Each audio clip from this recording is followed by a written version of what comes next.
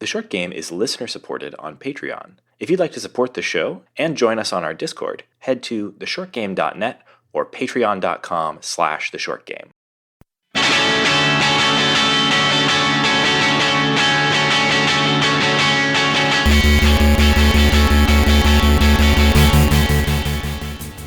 Welcome back to The Short Game.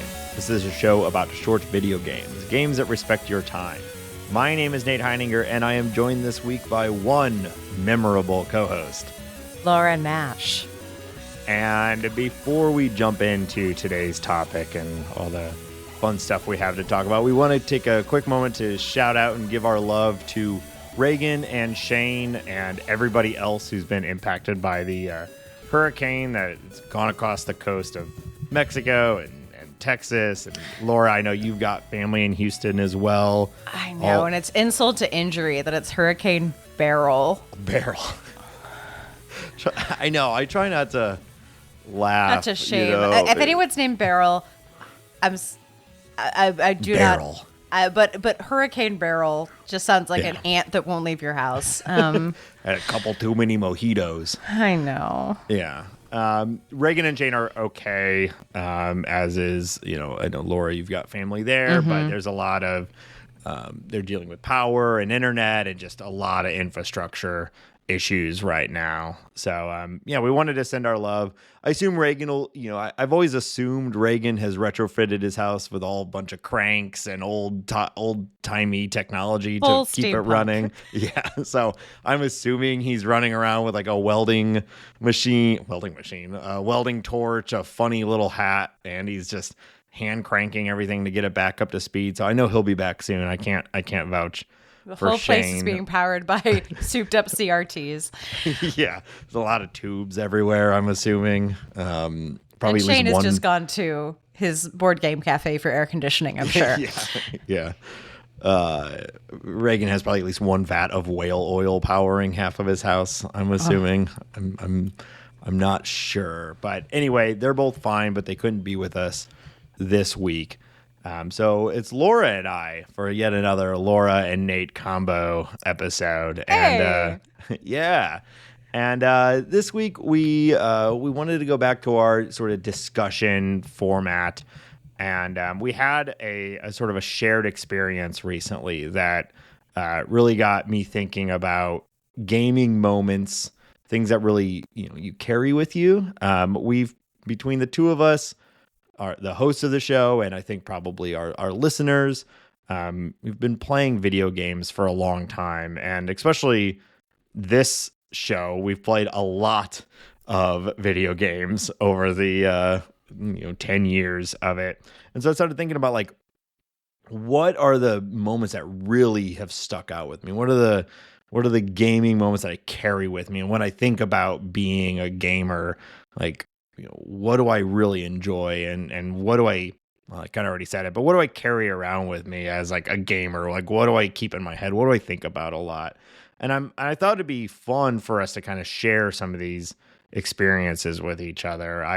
I'm hoping that this doesn't come off as just like nasal gavy, nostalgia baiting sort of thing, but rather, a sort of a celebration of like what it means to play games and why we do it and the different experiences that we get. I hope that makes sense. Tied up in our lives, and I think only the people who have been listening to every episode over 10 years will have heard every single one of our stories here. So apologies if that's you. But if you are, think of it like a clip show, and hopefully we'll tell a few anecdotes that are new to you.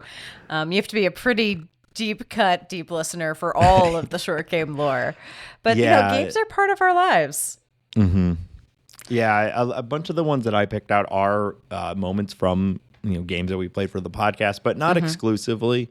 We also solicited some experiences from our listeners via our Discord, which we talk about a fair amount on the podcast, and we got some pretty good responses in there, which we'll get to at the end.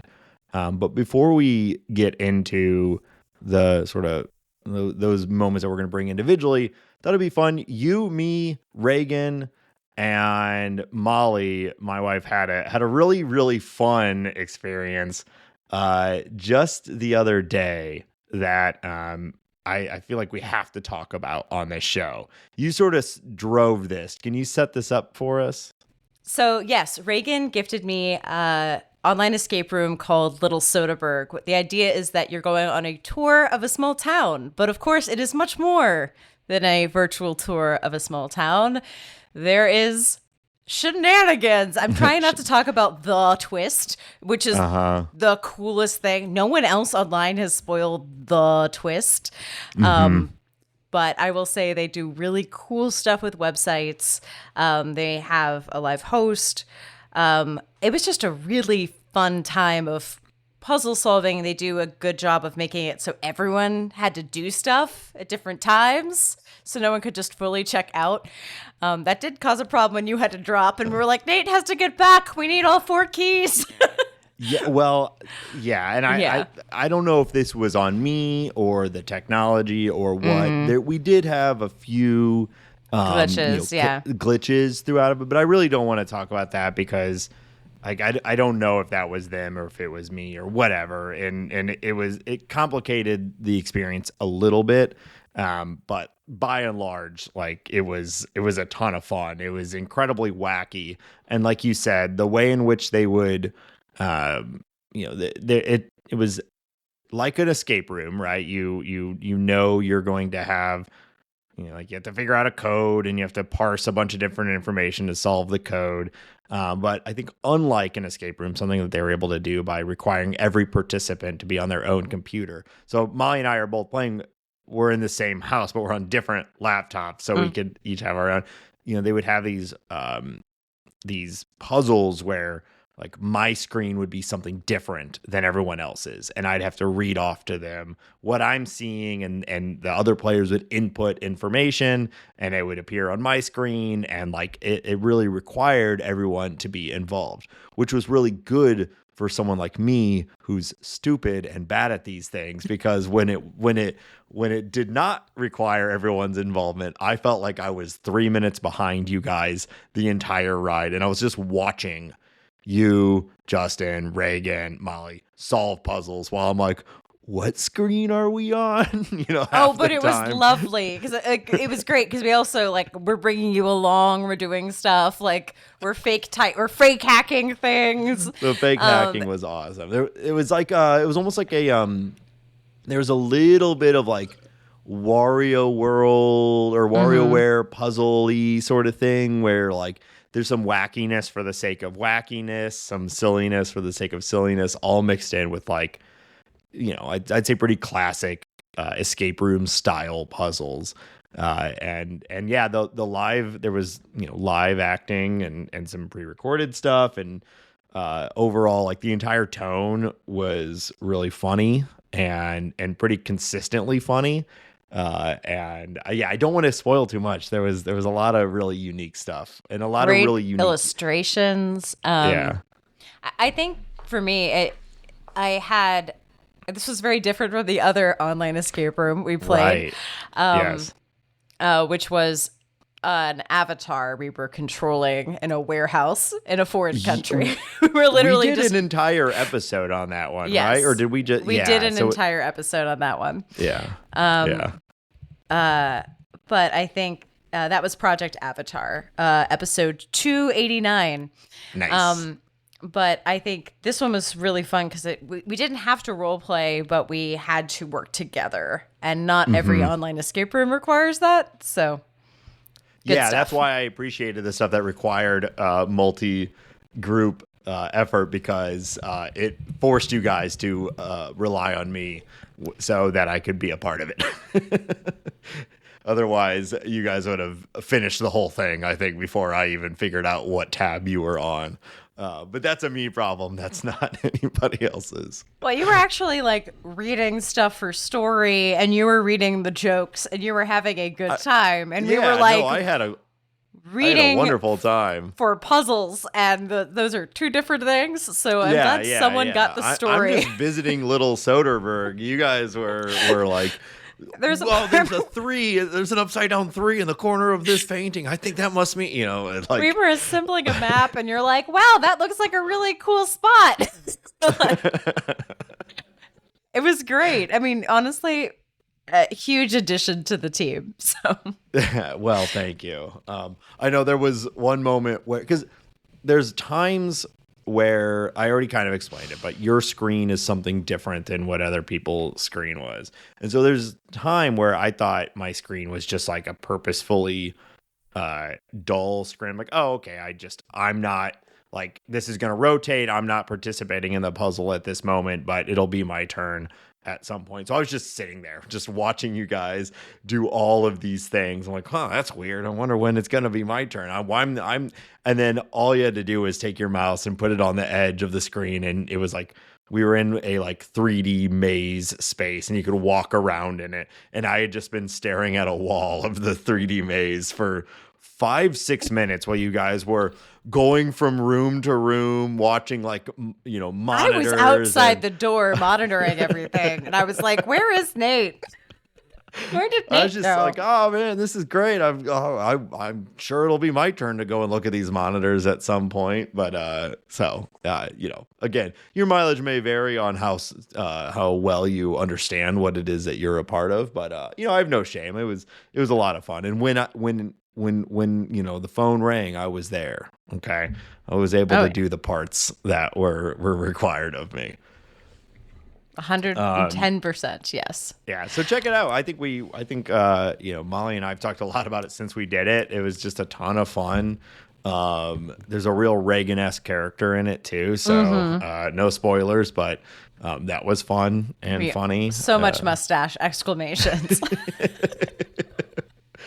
I couldn't tell if they were going for a Dr. Robotnik or a Reagan, and the Venn diagram is pretty big. The overlap between those two people is pretty big. So yeah, I think recommend it pretty highly. And again, this is the second one of these things that we've done, and I love to see the sort of the technology advance, because the last one had a crazy real life element to it where we were actually controlling another human in the real world running around a warehouse in Ukraine. But this one, like, from the technology of like browser based puzzles and web technology, it was fun. I was surprised. It was like, this feels new. Yeah. Embedded cameras and stuff. Yeah. I will say Project Avatar has more games, and I'm like, ooh. Yeah, I would do one of those again. That was fun. Yeah. It was a great memory, and I think we started getting so nostalgic after we played Little Soderbergh about like the times we've played together, because we get to talk about games together a lot, but we don't often play them together. So we started going down memory road, and so we figured, let's turn it into a full episode while we're being so nostalgic. Yeah. So, well, actually, I'll kick it off because it's related to, and it's a very singular moment. And so I'm gonna start with a really small one, and then I'm gonna turn it over to you. But I laugh about it a lot, and I think about it pretty regularly. We covered the game Killer Queen for this show as Killer Queen Black, which converted a very popular live arcade experience. Really one of the only newer, like really new live arcade experiences that has come out for quite a while. And they converted it into a console game. Laura, did you ever play Killer Queen in real life? I did play it at Bit Bash once. Yes. Nice. On one of their beautiful machines. Yeah, but I don't think awesome. I did it when we recorded the episode. I don't remember if I'd played it before. Yeah, I don't. I have been in the same room as one of the machines, but I've still never gotten a group together to actually play in real life. But it's a co-op battle game where you play as a variety of bees, and there's various ways to win, and it's a ton of fun. And for this podcast, it's kind of hard enough. If you've listened to it for a while, you can probably recognize it's hard enough to get the four of us together to do an episode, let alone get the four of us together separately or on a separate occasion to all commit to playing a game together for the show. It's part of the reason we haven't done a lot of like the bigger co-op games. I think we've had Castle Crashers on our list since day one. Like literally day one. And someday we're gonna do it. But anyway, it's hard to get the group together, but we managed to get everybody together to play Killer Queen. And it was a ton of fun. Playing games co-op is one of my favorite things in the world. And I like getting the group together, the four of us, to like really play through a game that requires real communication, real like partnership and and friendship and all that was really, really amazing. And it stuck with me for a long time. And I know some of our listeners also called out some co-op moments that we'll get to later. But the one moment that has always made me laugh, on top of just this overall experience, was that so we were playing together, we start playing online, and we won like 2 or 3 matches in a row. And Reagan started saying like, I think we might actually be pretty good at this game. And the Canadians came. And then I don't think we won another match for the rest of our entire time playing this game team together. With very Canadian names just swept in and started massacring us. We were smoked. And I was like, oh, wait, turns out we're not just magically really good at this highly competitive co-op game that we've only been playing for like a half an hour at this point. We must have been either playing children or they put us in the incredibly rookie league, decided we were safe to go into the real world, and we were not.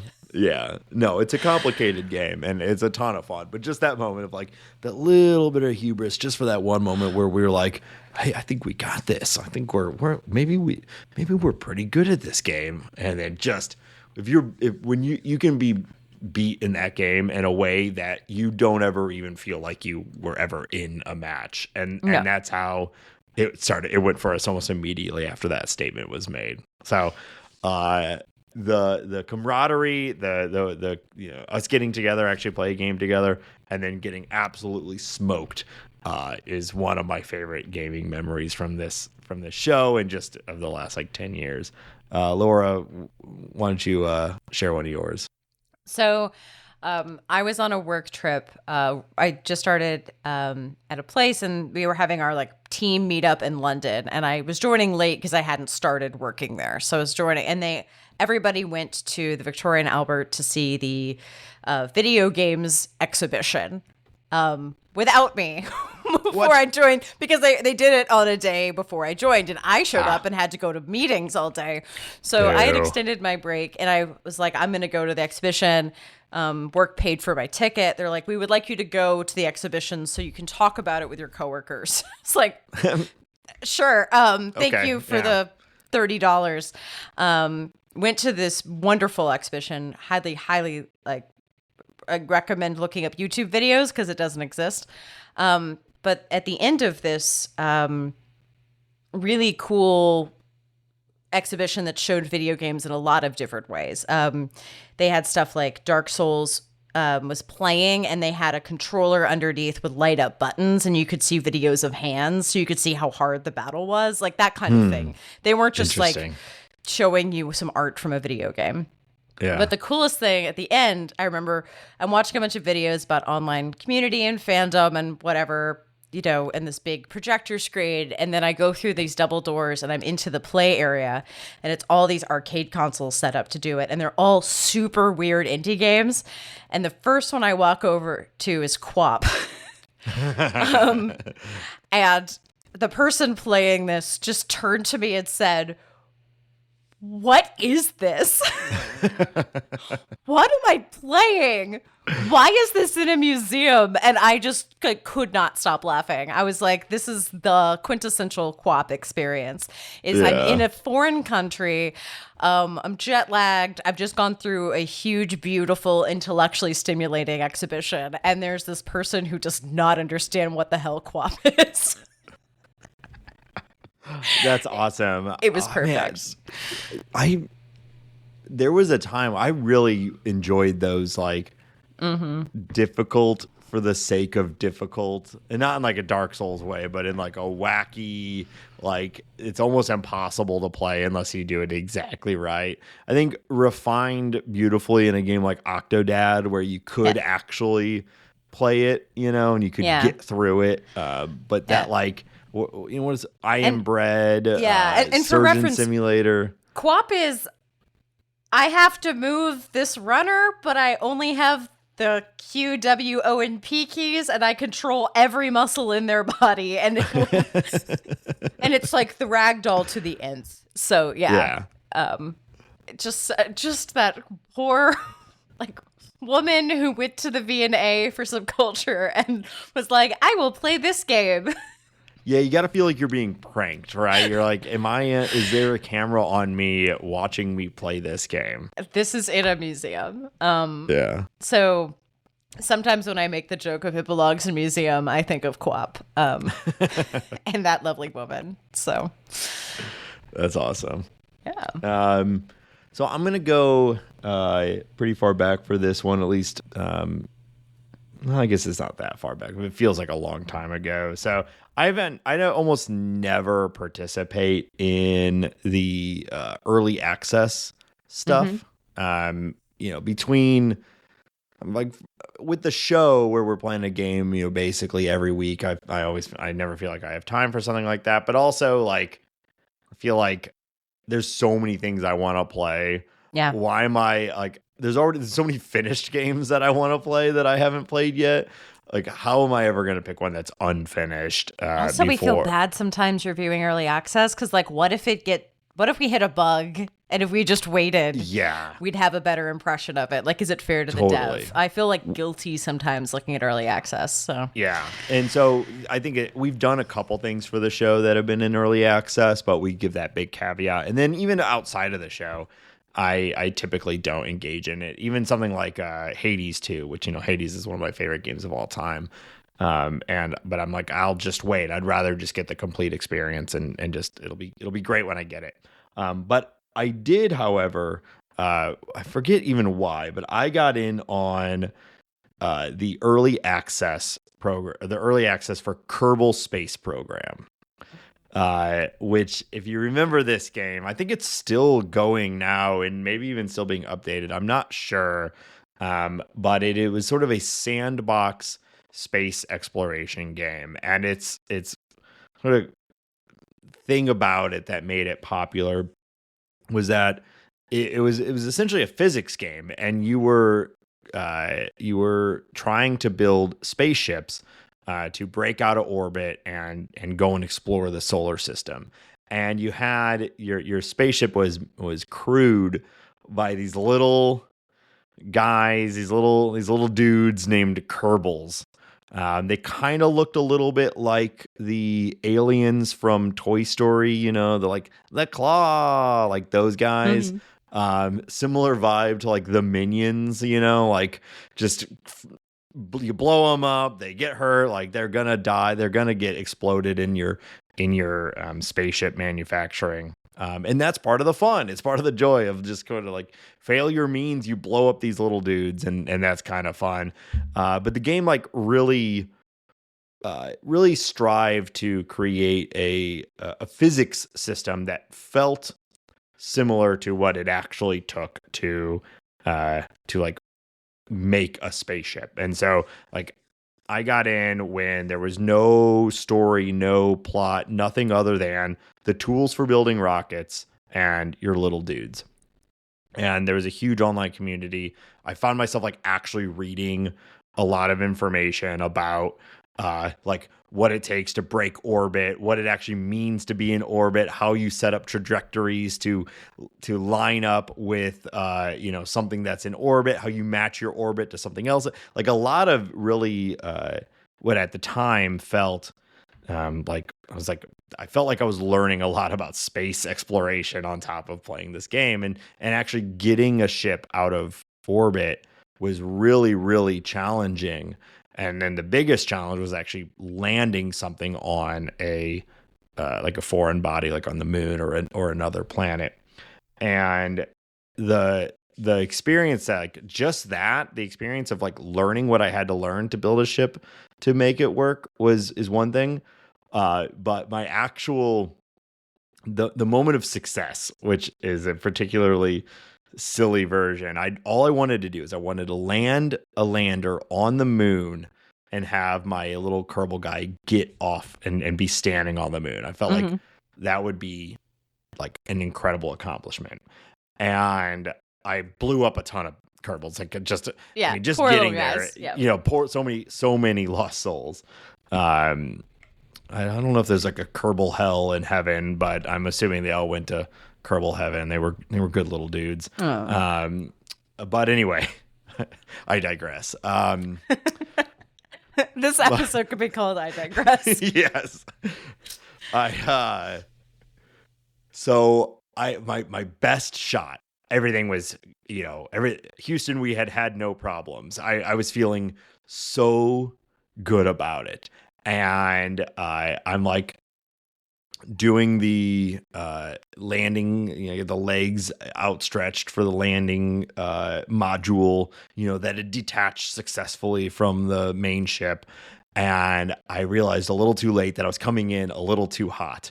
And I tried to like course correct, reverse thrusters, etc.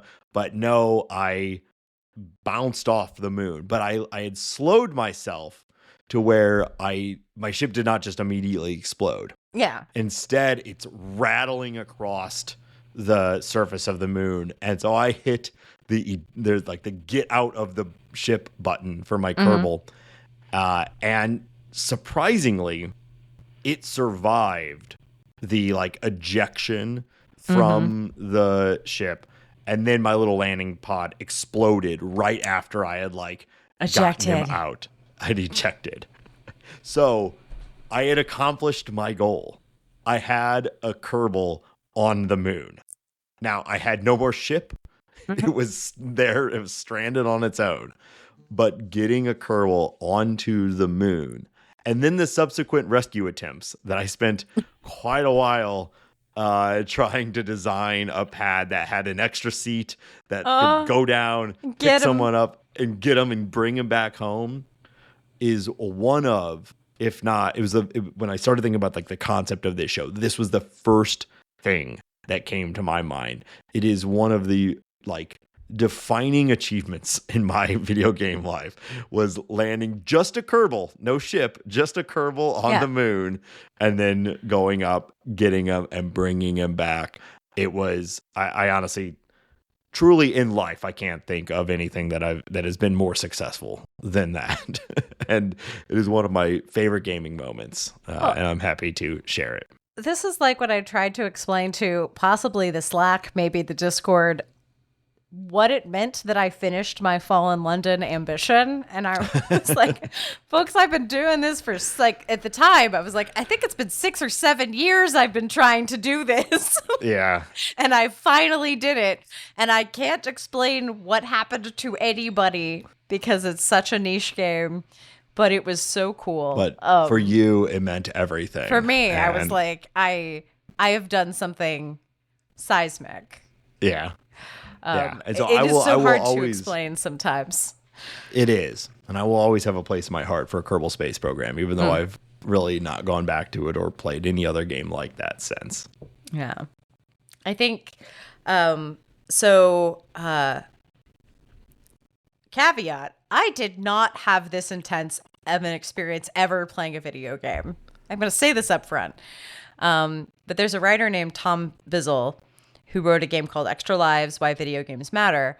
And it is notable for an essay in which he talks about how he got addicted to Grand Theft Auto and cocaine at the same time, to the point that he moved to Estonia, sold his Xbox, cut off everybody he knew, and then in like 6 months he like had bought a new Xbox and found a cocaine dealer and was back playing 30-hour sessions. Life finds a way.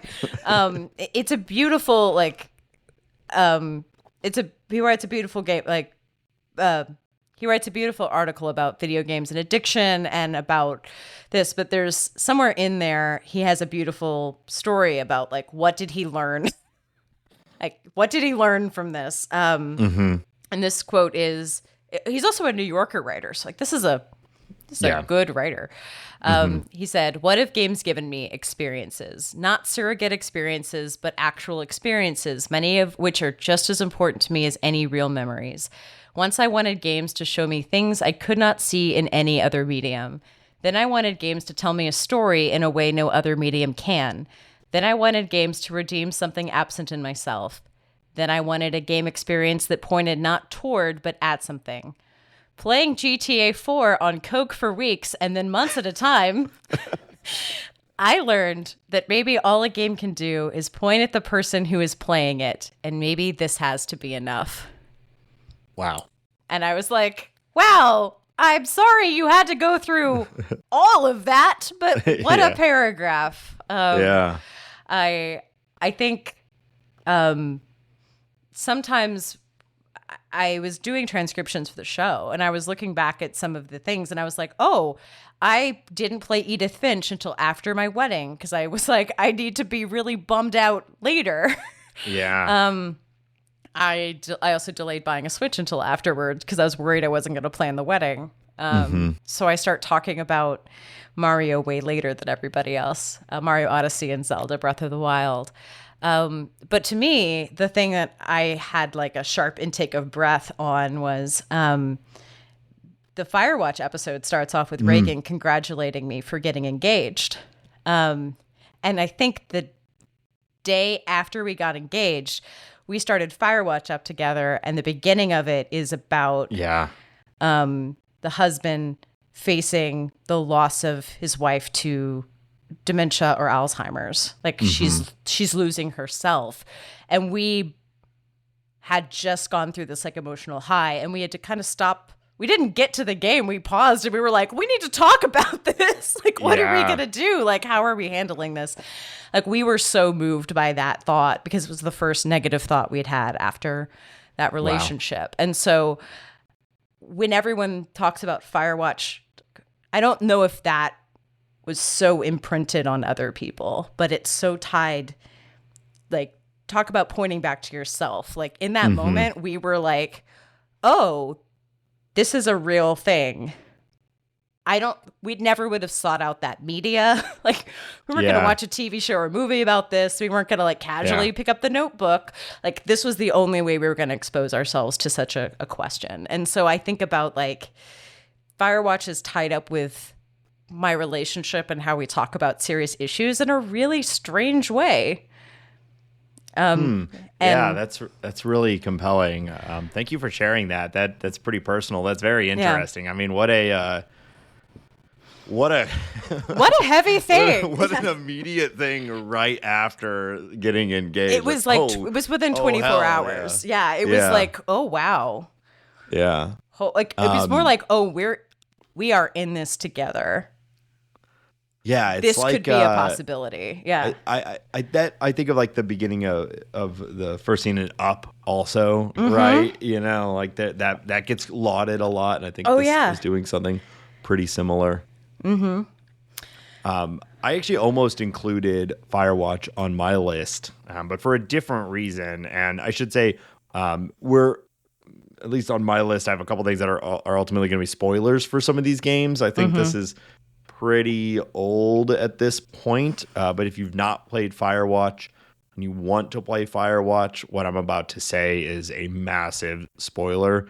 And it's I think I know what you're going to say, and it's a huge spoiler. Skip ahead, folks. Well, and it's me talking, so you can probably skip like 5-6 minutes, and then you'll know that I'm probably done. Less. But there's actually a lot of things you can spoil in this game, either the climax, but the thing that actually, like, I think back on a lot with that game was actually the realization that none of the like conspiracy, none of the big things that game kind of makes you think are happening is actually happening at all. And it turned into this very sad but very human story, and there was no like grand conspiracy. There was no like huge mystery that you unpack. And it's just like kind of a sad thing that has happened and that your character stumbles upon.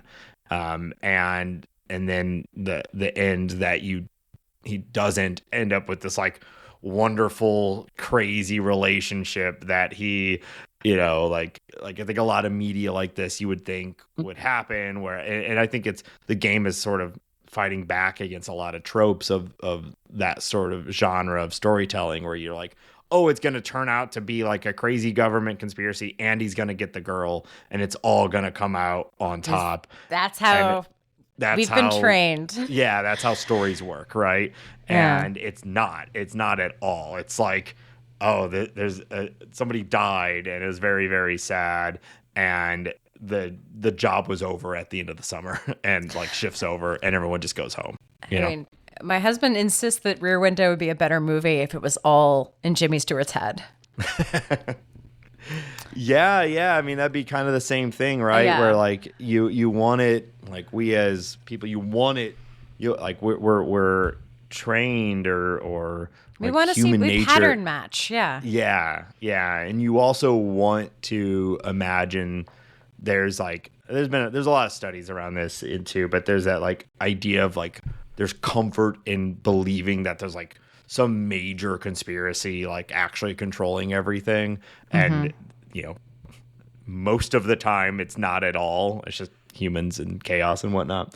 And so when a game is the most ripe for having the most absurd outcomes because it's a video game, you can do literally whatever you want. It's like it's what a lot of people think of video games, like, oh, I'm going to fly or shoot lasers or whatever. And in this one, it's like, no, it's just sort of a human story. Like that whole thing from Firewatch has stuck with me, including the whole opening, which sets the whole thing up. I found it very moving, and I think it's fun in a lot of different ways. We had a lot of fun making fun of the teens, the dirtbags, on that episode. But yeah. I think that's to me why it sticks around and why I'm angry at Valve for taking away that studio. Campo Santo, right? Campo Santo, yeah. I know. Yeah. I hope they're all doing well, but they're not a studio anymore. And huge bummer. Yeah. Well, I kind of hijacked yours there with my own Firewatch thought, but you mentioned a game that actually I had on my list, kind of. So I'm gonna go with another one here. Go for it. It's actually GTA 5. Ooh, yeah. Now, like the GTA games. So you're going to move to Estonia or Tallinn. Yeah. I don't remember where he went. So I've been a fan.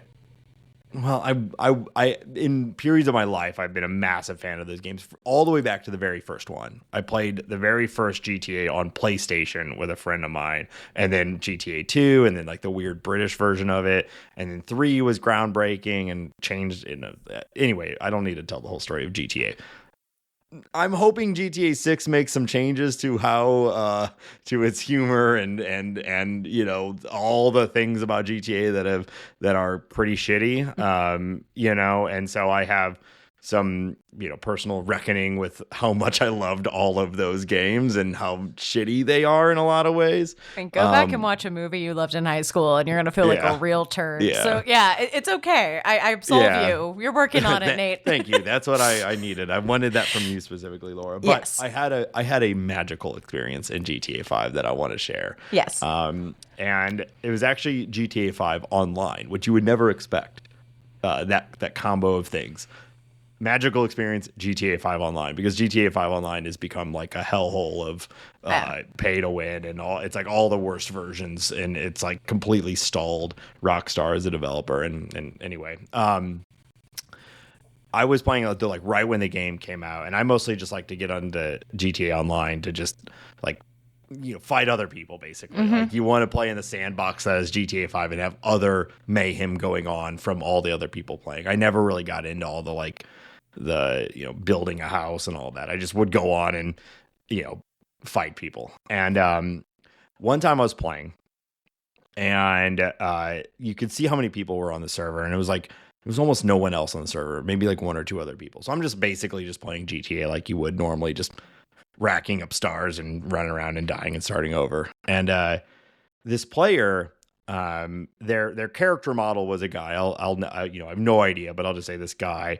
like started coming up towards me like repeatedly in a way that at first I'm like, he's coming to kill me. So I'm like, it's GTA, and I'd fight, and and then I started to note that like he would drive up and he was like honking the car horn over and over and over, just honking the car horn. So finally I'm like, okay, all right. So I get in the car with this guy, and we end up going on like an hour-long excursion through the world of GTA 5, where they took me first from the car over to a helicopter pad, where I got out and got in the helicopter, flew from the helicopter over to another spot, to this like weird little dock where there was a jet ski. I got on the jet ski with the guy. It's like an amazing date you went on. It was GTA. I've referred to it as quite a romantic experience. It's but lovely. Neither of us were using I don't even remember if the game had like the ability to chat during it, but I was doing none of that. So it was all just communication through the in-game, like honking horns and like, running in circles, like follow me or whatever. And I don't know how this person knew where every single awesome, like, unique vehicle with unique setups, because we went from spot to spot to spot where I'm just following this person. It's like, oh, here's a jet, cool, and we do the jet, and then like, here's a crazy helicopter, cool, and then like, here's 2 jet skis, let's jet ski down this river, and like, here's one of the rare cars, let's drive that around, and here's this awesome ramp. And it basically showed me all these amazing spots in the world of GTA with no actual human communication. Wonderful. And it was incredible. Like I could not believe like that they were able, like that I even picked it up, that's what they were trying to do, that like, they wanted to do this, and I'll never know who this person was. I don't know if they just did that every night. They're like, oh, I'm going to find someone, or they're just like, I'm going to get on and find someone and see if they'll follow me around, or I have no idea, and I'll never know. But it was really, really fun. And I learned about a lot of cool stuff in the GTA 5 map. And I honestly have referred to it as a romantic experience, even though I have no idea. It was awesome, and it stuck with me forever. Yeah, that's extraordinary. I think I've heard of people having these beautiful connections in games like Journey that are made to be a little bit more like that, but it is something else when you have it in a game that is encouraging violent behavior. Like someone contradicted the game's narrative and was like, no, we're gonna hang out, we're gonna be besties.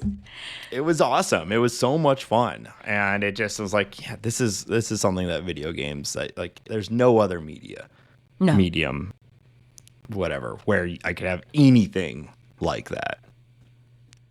So I don't have any good story like that.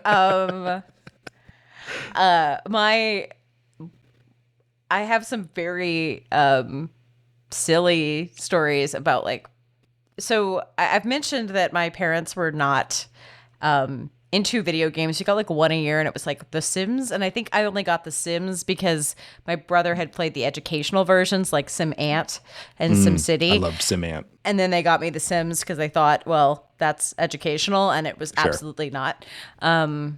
Educational for little freaks who want to like remove the ladder from the pool, and like learn what a cheat code is, so you get infinite money and can just design your house. You can make them kiss. All kinds of stuff. Like I still, when I drink too much coffee, I'm like, I'm gonna have to go to the bathroom later, and I'm like, that's not a real thing. That's just The Sims.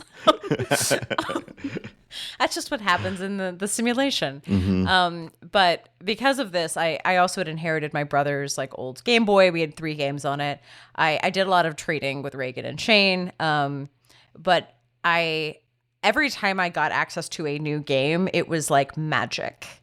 And I went to like a church choir camp retreat, and I had my janky Game Boy that would, if anything happened to it, the batteries would come out. Like if the batteries were taped in because the thing was in the back, and it would reset Yes. if you moved too Very hard. similar Game Boy. And my friend wanted me to play Pokemon Pinball, and it has a vibrating pack. So I was like, I can't. I will reset the game. And they're like, oh, just borrow my Game Boy Color. And it was like seeing the future. I'm not kidding. I had been playing on such a janky little console. I mean, beloved, but heavy. And then I played something with color and vibration, and I just played for like 2 hours straight Pokemon Pinball. And I don't think I played that recently. Those games are like 10 minutes tops. Like it's not meant to be played for hours at a time. But I was just so enthralled with like, this is the future. And it was amazing. It was like, I like went out and had to go play volleyball or something. And I was like, no, I want to stay here in this Have screen. you seen all these colors? It vibrates and it doesn't reset the game, and the sound is crisp, and it takes my headphones. I was just like over the moon. And it's such a silly game to have that experience with. But if you're not, we get very nerd to games. Yeah. And sometimes like it helps me to remember, like when you don't know that something, like occasionally I've introduced someone to their first indie game or their first narrative game, and they've only experienced AAA, and I'm like, there's another world here. And if I can get 1/10 of me playing Pokemon Pinball on a working Game Boy Color, like I feel like I've done something good. Because like I try to hold that close in my heart. Like that was so good. That's interesting, and you were just making me think how like, we're not going. There's not really going to likely be that sort of technology advancement anymore, where there's going to be something that just feels like a fundamental switch for a kid. I mean, I guess maybe some VR, like a VR or something like that. But I guess the actual experience now is opening your eyes to what games can be and what they can actually do, whether it's from a storytelling standpoint or a mechanic or whatever. That's the like, wow, you can do this. Not for us in the 90s. We're like, it can be in color. Yeah, it was like, it can be in color. It can function. It can vibrate when I hit the ball. It's just fun to keep some of that innocence and joy. And when I think about like what, for me, it's almost always like, oh, this is doing something I've never seen before narratively. I'm never talking about the graphics anymore, but that's not my thing. Right. So you made me think a lot. I played a lot of Sonic Spinball, which I got to play that at the dentist. Nice. So I never got past the first level. Yeah. Yeah, well, it's a pretty routinely considered terrible game that's almost impossible to beat, but I loved it as a kid. So you got to embrace your bad taste. Yeah. And the fact that I remember that there was Sonic at the dentist is how like video game starved I was. Yeah. Let's go to the dentist. Let's get there early. Yeah, I want to play Sonic Spinball. Yeah. Cool dentist, though. Yeah. Very cool dentist. My dentist had just a map of our town on their wall, and I remember just spending forever staring at the map of our town and be like, whoa. So let's find our way around. And I was being like, how far can I get in Sonic Spinball before my teeth get cleaned? Yeah. Yeah. Nice. So, well, going back to a game that we've covered on the show, this actually goes all the way back to episode 35, and this is going to be another major spoiler for a game called The Swapper. Now, this game we all loved. It hasn't really stuck around in the zeitgeist. At least I don't feel like I've heard much about it at all, but I really loved it. And it was a 2D platformer puzzle game, and like the general concept was that you had this gun that would basically, you could swap your soul essentially from one body to another, and you were in this like, it's like a crashed crashed spaceship or something like that, and it would produce bodies. It like had a storage of bodies or something like that. And it was all underwatery, yeah. Yeah, it was like all to facilitate the puzzle of the game. Is that you were constantly swapping from your body into another body and back into a body and into another body and back. But it was always like contained where you were just swapping into like other lifeless bodies and whatnot. But the thing that has stuck with me, and this is deep spoiler, is literally the last scene of the game, but you've spent forever trying to get out. You're trying to get out of this place. You're stuck and you're going through all these complicated, challenging puzzles. And at the very end, you're about to get out. And I think it's something like the spaceship is about to explode. There's something that's about to end everything for you. And you get out of the spaceship and there's another actual human who's up there and says like, "Hey, are you okay? Can I help you?" And then the game, you don't have a choice here other than I guess you could just turn off the game and never finish it. Yeah. But what the game has you do is you're frozen there for a moment and you make the choice to pull the trigger and basically swap your soul into this person's body. They're going back onto the ship and they're gonna die, and you've like taken their life. And I don't know why that like choice, if you even call it that, has stuck with me for so long. But there's something so wonderfully sci-fi and also just horrible about it that I like. It has stuck with me forever. And this is a game we did back in 2015, so it's been almost 10 years since we covered this game, and we've done 400 something episodes in between that and now. And of all the games that we covered in that era of the show, that moment has stuck with me, and I'm grateful for having played it. It's a really cool, really difficult thing, but it's stuck with me. It's such a good Twilight Zone ending. Like, and it doesn't, other games have tried to do a Twilight Zone-y, like 50s sci-fi moral decision, but they tack it on and it feels part of the swapper because you've been doing it as the puzzle mechanic the whole time. And I really loved that the mechanic matched the narrative decision. Like, that's what makes it hit. Like, you've been doing it without thinking the whole damn game, and now they make you think. And that's what makes, like... Yeah, and you're like, oh, fuck. All right, well, I want to get out of here. I've been, this whole thing has been me getting out of here, And the game is called The Swapper, and the whole thing has been swapping, but it's always, like you said, it's been this kind of mundane, fun puzzle mechanic. And then they hit you with this right at the end, or you're just like, oh, God. Well, I got to do what I got to do. Click, Yeah. You're like, I hate that I have to do this. Also, it's in character. Yeah, but I got to get out of here. Yeah. Yeah, really, really cool. Yeah, it's funny when I was thinking about the moments that stuck with me. I didn't really dwell too much on like emotional dilemmas. A lot of the stuff I was thinking about were the times that I've relaxed in games, like in Life is Strange, like laying on a bed and listening to a Jose Gonzalez album, or like chilling on the rock in Abzu. And I think it's just because those are so rare. That I've often found the time when the game like lets you just be in the world for a bit. I really have enjoyed that because we play games for a deadline, and I don't like knowing that when I'm playing a game.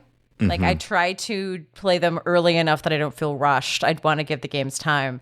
And when a game literally is like, no, slow down. Yeah. I think those aren't... They happen so seldomly that I end up talking about them for like 20 minutes on every episode. I'm like, I sat there and stared at the fishes because I just really love a game that makes space for you to take your time. Yeah. Like, you don't have to move.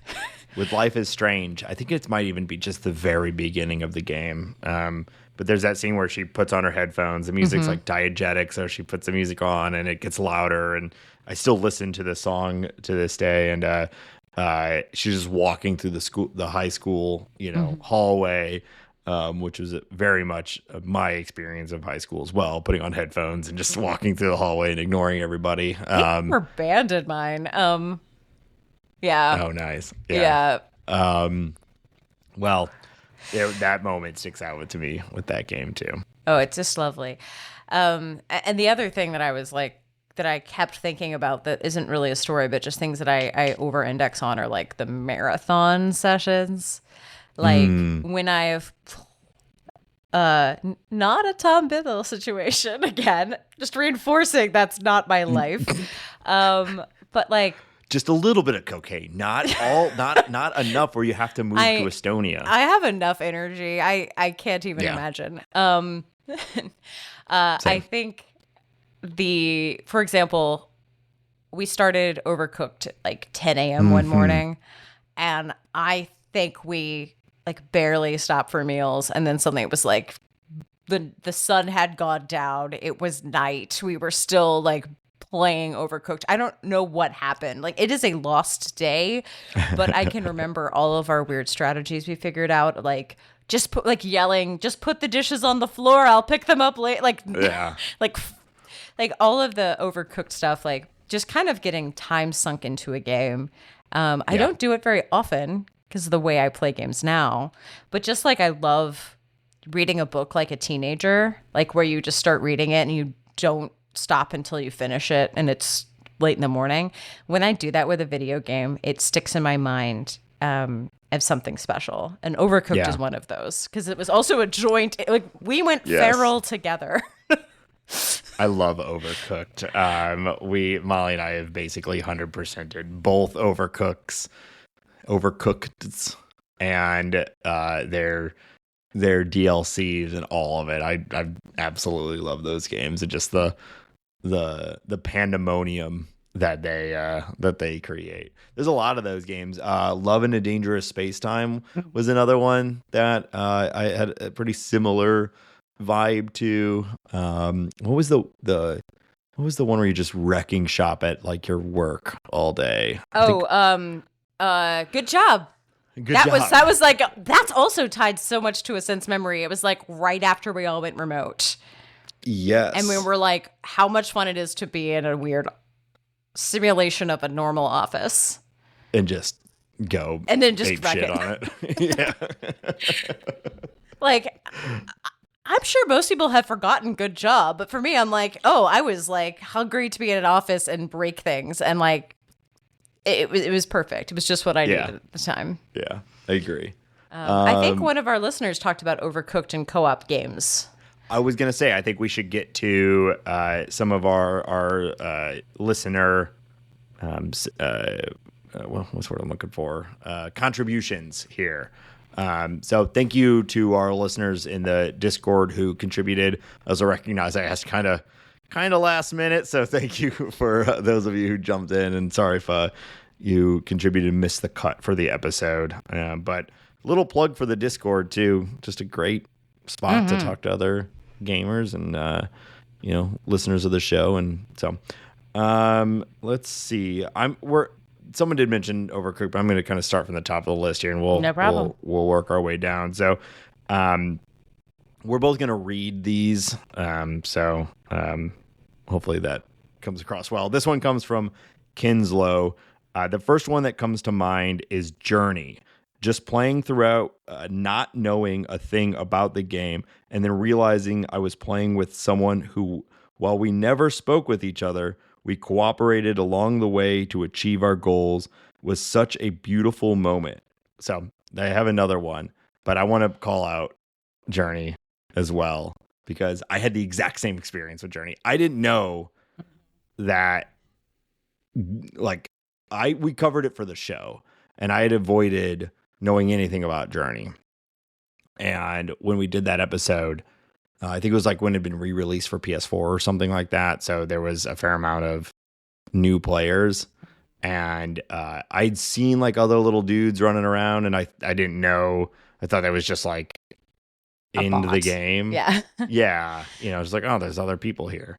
But then I was like in the snow world, and someone was spelling something out in the snow with their footprints. And I was like, wait, is that an actual other person? And that like realization that you were playing with other people, and like, it's this sort of like living world, and it was incredible. I watched Journey live with a live score being done by a small symphony at Steppenwolf Theater, where they have a person live playing the game. And nice. Someone spent most of the game, because they had someone who was lovely and was like a tour guide taking him through. But they just got lucky that the person they were paired with was helpful and was doing this. And I was like, this person has no idea that they're like live in front of 300 people. Doing this. And they like they drew the little heart together in the snow at the end, and someone like went nice. Like someone was so moved they went this like huge dramatic gasp, and I just found that so moving that like we got very lucky that the performance had a connection. But it feels special every time because you can never plan for it. Like someone actively has to go into the game and play helpfully, and it's remarkable that it keeps happening. Like with no guidance from the game. Like no even explanation that's what's going on. Pretty incredible. Continuing on from their statement, I love this. In college, my roommate brought their GameCube and Donkey Kongas with them.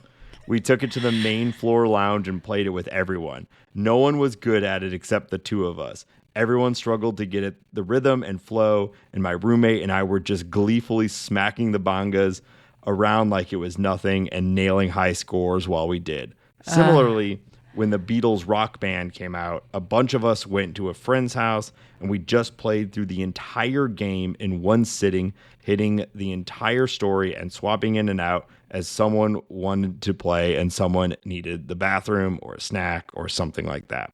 I think I played the entirety of the game on bass because no one else wanted to, but I didn't care because I just played through all the songs, grinding out achievements as we went through it all.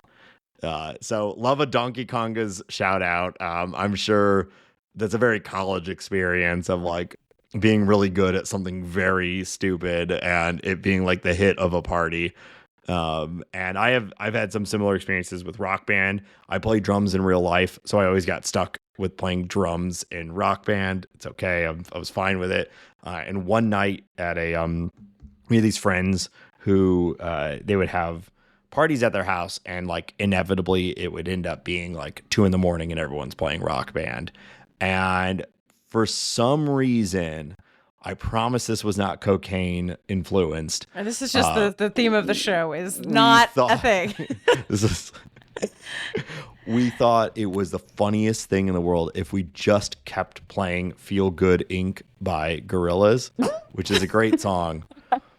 But I think we played it like 6 or 7 times in a row, and it felt like a descent into madness as we just kept playing the exact same song on Rock Band over and over and over.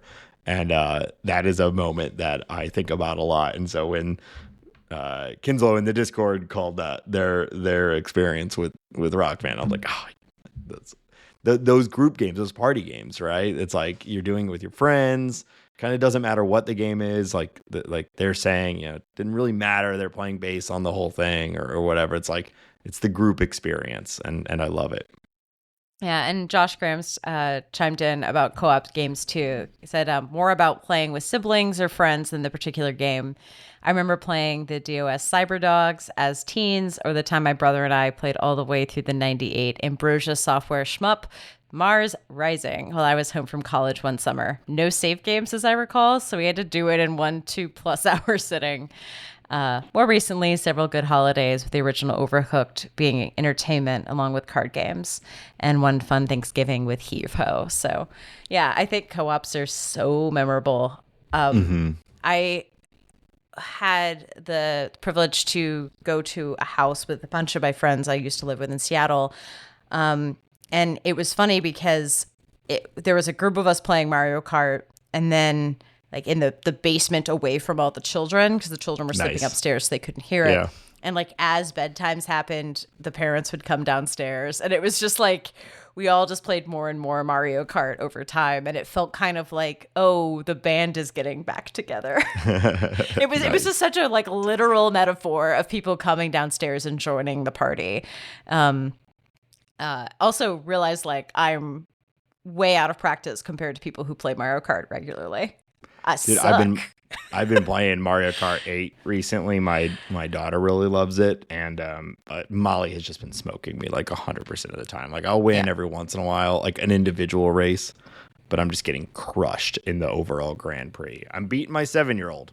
I got that. Yeah, they were like, Crushing "Don't you my have a 3-year-old. video game podcast?" I was like, Yes, "Yeah, but that's why I'm does not mean playing we're Mario good at this. Kart." Yeah. Well, yeah.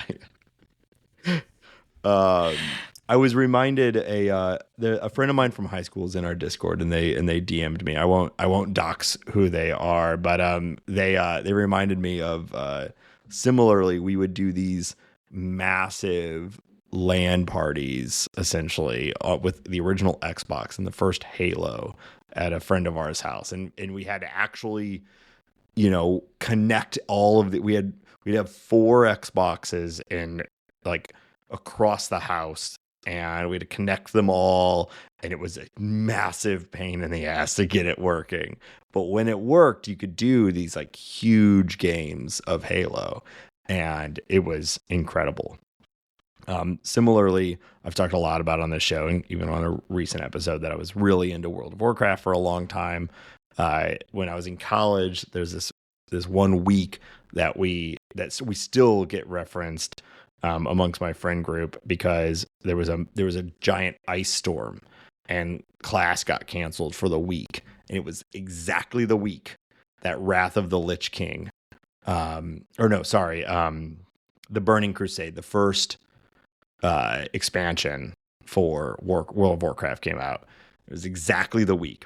So we all went to our buddy's house, and everybody literally carried their desktop computers, their towers and their giant monitors, because this is like 2006, so no one has like flat screen monitors. Everyone's bringing their whole ass desktop setup to our buddy's basement. We called it Ice Basement because it was freezing down there. And for like a week straight, we basically all just like lived in this basement and played through the Burning Crusade expansion, and it was incredible and one of my favorite gaming moments. So I think we do keep kind of coming back to these, like a lot of people I think tie these like group, whether it's co-op or just playing alongside your friends or your family or whoever. It's such a part of gaming for people. Or just capturing pockets of time. When I asked my husband his favorite story, he said he snowed in, like the Chicago like had a apocalyptic storm and couldn't get to work, and he was writing his thesis. And so he was kind of asynchronously getting emails from his boss and making changes and playing Celeste for like 2 or 3 days while like it was too snowy to go outside. And it was like, I'll make the changes, send it back, play some Celeste. And it was just like this stolen day of gaming. Yeah. That he was like, it was perfect. I've been considering Celeste is in this Steam sale for like $3 or something, and I played that on Switch, but now I've got my Steam Deck and I've been traveling a lot more, so I've been like, should I replay Celeste? I'm like on my Switch save, I'm somewhere in the middle of the end of the Seasides, which is like hilariously impossible to play, but like maybe on the bigger screen of the Steam Deck I'll be able to do some of the final hardest parts of that game. The last one from our listeners, The Sweat, said Mario 64 for the first time was an unforgettable moment that defines my gaming childhood wonder. I mean, what more can you say about that, right? Like, same, basically. Mario 64 and GoldenEye are two, like, formative gaming experiences for me. Yeah, GoldenEye's formative, but in an embarrassing way, and that's because the first time I was asked to play it, I'd never played it before, and it was at some weird church retreat where it was on a giant projector screen, and I got the controller, and I somehow got stuck where I was on one knee, spinning around in a circle in a bathroom shooting. And because I was like, this is my defense mode. No one can shoot me when I'm spinning. And everyone else was like, get off the floor and die. We can't move forward. That's so funny. So I just like being publicly humiliated on a really large screen the first time you play a game. Nice. But it took me a while to do shooters. I've gotten better over the years at them. But it's that like games can be so funny when they're broken. Yeah. When you break them because you're trying to do something quote unquote smart. Yeah. Well, I think that's everything. Any other things you wanted to bring up, Laura? No, I mean, we've got a lot of catalog of me being emotional about games, so I won't go into any others here. Same. So hopefully you all found that sort of fun, and you can explore your own mind palace and think through your formative gaming experiences. We'd love to hear them. You can contact us through our contact form on our website, or we do have some social media presence, although we're not on it a lot. But if you send us something, we will certainly see it, or consider joining our Discord, which you can get to through joining our Patreon. The last two episodes have been between this and the Doom episode, we've really been going back in time and thinking about our personal experiences. I promise next week we are on track to play a newer game. So hopefully this has been interesting for you, but don't worry, we'll be back with more modern games here soon. If you want to listen to any of these older episodes, or at least read about them, you can check out all of our show notes and our back catalog and everything. Links to all of our social media, all of that at shortgame.fm. You can find that contact form. You can find everything there. My social media, Laura's, Reagan and Shane. We're all there. We'll be back next week. And I guess I'm Nate Heininger. And I'm Laura Nash. Thanks. And thanks, everybody. That'll do it for this week's episode of The Short Game. Bye. Bye.